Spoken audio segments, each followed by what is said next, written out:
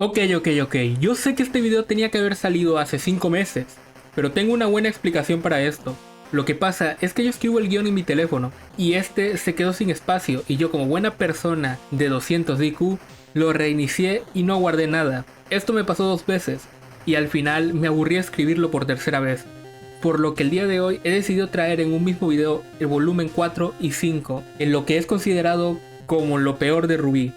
O eso dicen.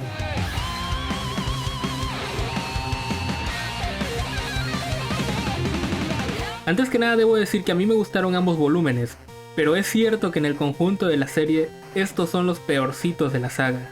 Bien, empezando con esto, yo entiendo que a partir del volumen 4 la mente maestra de Monty On ya no está para continuar la serie, pero ¿cómo se pueden tomar tan malas decisiones después del mundo que quedó construido en el volumen 3?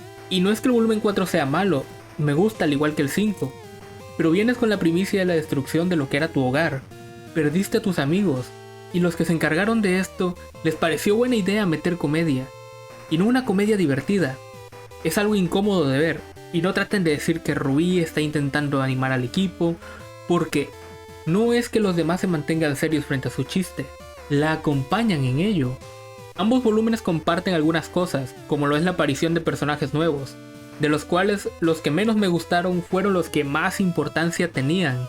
Vaya, los antagonistas. Y es que aparecen nuevos antagonistas para el grupo de Salem, villanos que intentan intimidar a Cinder, cosa que no me gusta. Porque ¿dónde carajo estaban ellos en la invasión de Beacon? Incluso Roman estando muerto es más importante que ellos. Por cierto, no me llegué a aprender sus nombres hasta el volumen 7. Imagínate lo relevantes que eran para mí. Y por cierto, no vamos a hablar de Leónidas. Güey, hasta su nombre se me olvidó.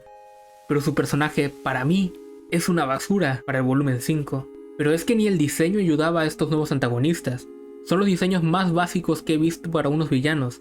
Incluso Emerald y Mercury tienen mejor diseño que estos nuevos antagonistas. Sobre todo este güey, que ni su diseño ni personalidad me agradan. Pero madre mía la pelea que se lanzó contra Crow, es una de mis favoritas de la serie. Y es que el trabajo de la cámara y la coreografía de la pelea es fantástica. Primero, mira esa entrada, pero sobre todo esta parte. No puedes verte así en una pelea, es irreal, güey. En fin, una pelea muy buena, con un resultado para nada esperado. Y es que no sé por qué a RWBY le dio un derrame y se olvidó de que no puede hacer nada en contra de estas personas, siendo un estorbo para Crow, terminando así en su derrota.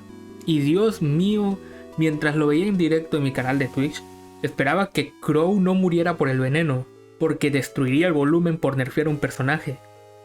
Gracias a Dios no pasó eso. Bueno, otra pelea a destacar, y esta sí es a otro nivel, es del volumen 5. Raven contra Cinder, la doncella de otoño contra la doncella de la primavera. Lo que es esa pelea no tiene nombre.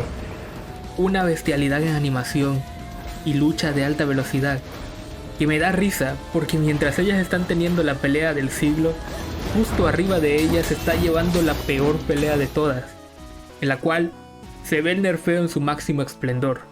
Ok, otro de los temas que quiero tocar y que a su vez se relaciona con los personajes es la historia, ya que nos irán contando distintas tramas referentes a los personajes, como lo puede ser el pasado de Ren y Nora y cómo superan ese capítulo de esa historia, Raven teniendo más protagonismo conociendo que es una de las 4 doncellas, que incluso como mencioné antes, tiene una batalla mano a mano contra Cinder.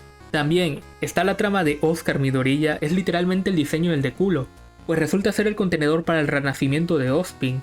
Sí, Ozpin, pues descubrimos que Ozpin puede reencarnar en la mente de otra persona, cosa rara, porque tendrías una persona con 2 conciencias dentro de él, que en los otros volúmenes se pone más raro. Pero eso ya lo mencionaremos en el otro video, así que suscríbanse y denle like si quieren que lo suba la próxima semana.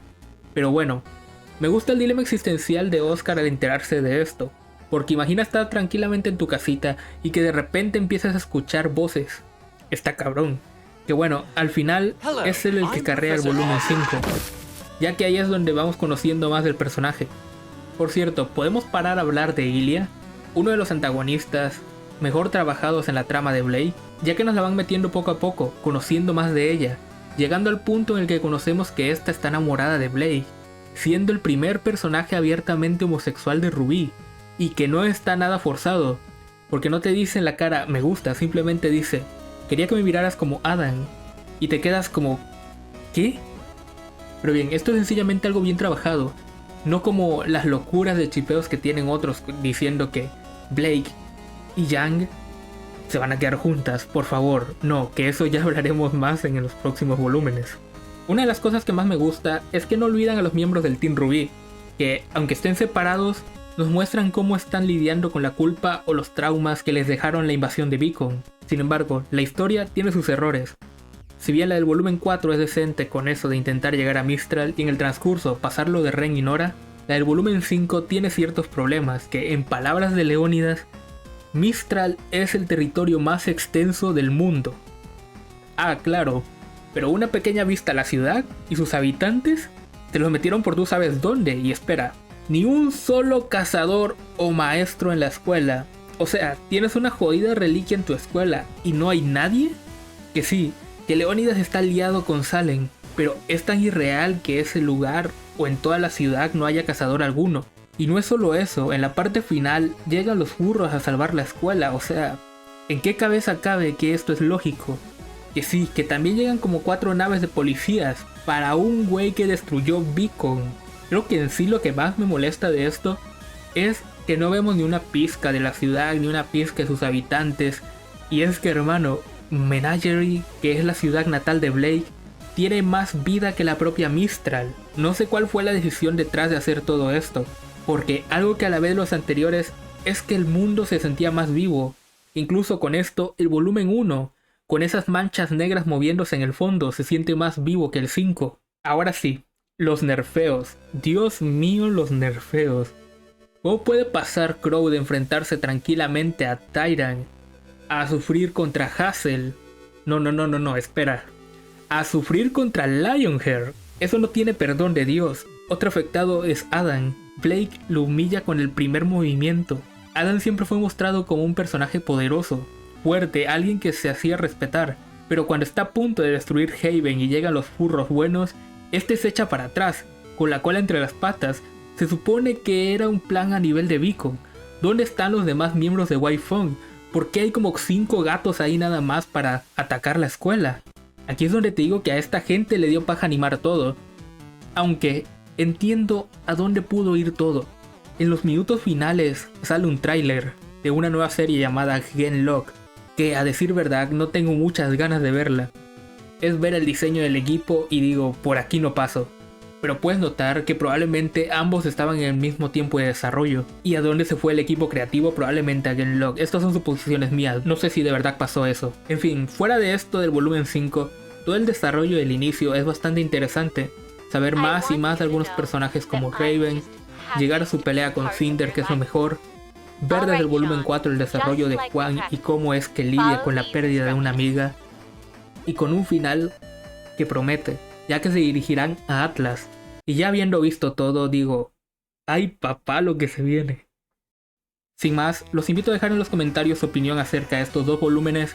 Y espero que el video les haya gustado. Probablemente me haya olvidado de algunas cositas, pero bueno, quería hacer este video lo más corto posible para no tardar en editarlo y subirlo, y así empezar con lo del volumen 6, 7 y 8. No olviden suscribirse para seguir trayendo este tipo de contenido y nos vemos en la próxima. Adiós.